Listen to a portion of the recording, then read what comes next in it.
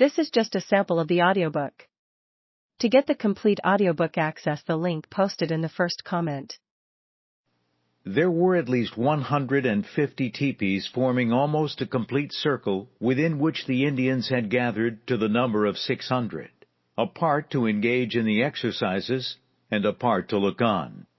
At a given spot, a young tree was planted, on which was placed the American flag. Around it gathered the priests, who sat down on the ground and remained silent for some time.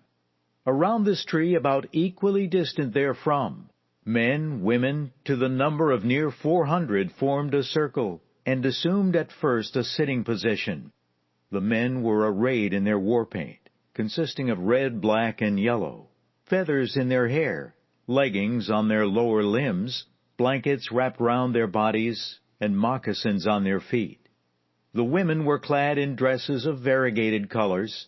Some were beaded in the most artistic style, and their faces painted profusely. The Indians forming the outer circle sat down on their feet and remained quiet for some time, when they broke out in a sort of plaintive cry, which is pretty well calculated to affect the ear of the sympathetic. Then someone passes around with a vessel in his hand containing some kind of roots. After this is partaken of at a given command, the Indians rise to their feet and join hands, thus forming a complete circle. Having occupied this position for a moment, they begin to chant their opening hymn and commence a slow, measured movement from right to left, increasing the pace as they go. And it is not long until all, old and young, are singing and becoming excited.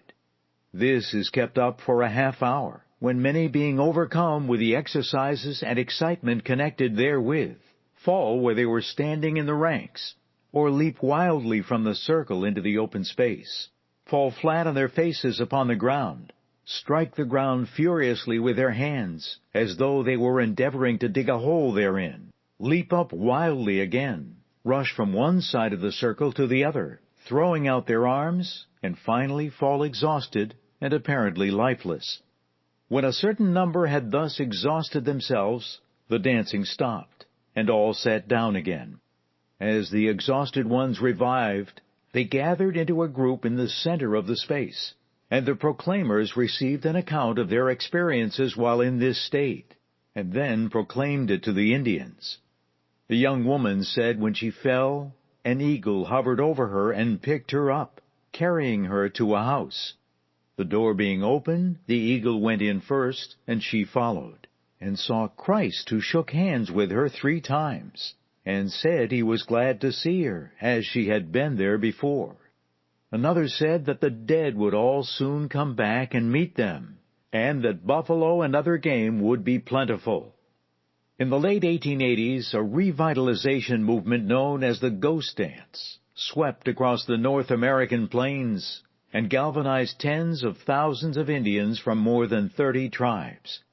The epigraph is a description of the ghost dance ceremony among the Lakota Indians, the western branch of the Sioux people, as reported by U.S. Special Indian Agent Elisha B. Reynolds in September 1890.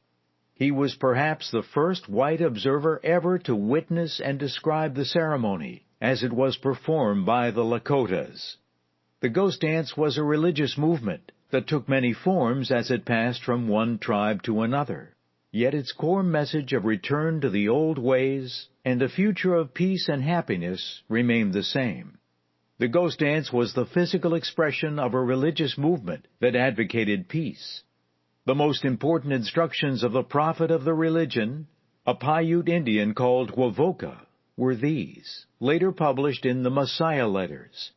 You must not do harm to anyone. You must not fight.